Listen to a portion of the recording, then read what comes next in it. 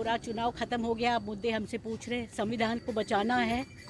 एक तो बड़ी बात यह है कि संविधान को बचाना है, और यहाँ छोटी बात यह है कि फर्रुखाबाद को बचाना है। फिर लव जिहाद जैसा मतलब जो है कि एक वोट जिहाद का मुद्दा उठा था, इसको लेके आप क्या कहेंगे? देखिए, ऐसा है, जिसने भी ये कहा सलमान साहब ने कहा नहीं, और सच्ची बात यह है कि ऐसे लफ्ज़ चुनाव में इस्तेमाल नहीं करना चाहिए। मगर उनका कहने का मकसद कुछ और था। उनका कहने का मकसद था कि संघर्ष होना चाहिए वोट देने के लिए, सिर्फ ये उनका मतलब था। हमसे कोई मतलब नहीं है।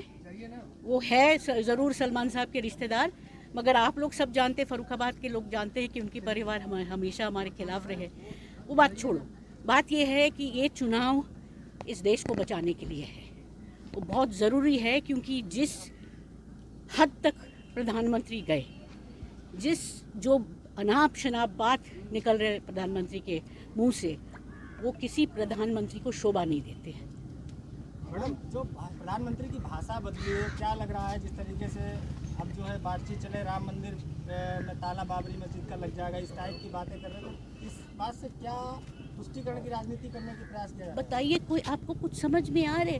जब कांग्रेस पार्टी ने कहा कि जो भी सुप्रीम कोर्ट का फैसला है उसके लिए हमारे बिल्कुल सर आंखों पे है, और हमने मान भी लिया है, तो कहाँ ये बात आ रही है कि हम ताला लगा देंगे राम मंदिर पे? प्रधानमंत्री की भाषा में हताशा नजर आ रही है, तुष्टिकरण नजर आ रहा है? मैं सिर्फ ये कह सकते हैं कि शुरू में पहले 2 चरण में प्रधानमंत्री ने कहा 400 पार, अब वो बात सब खत्म।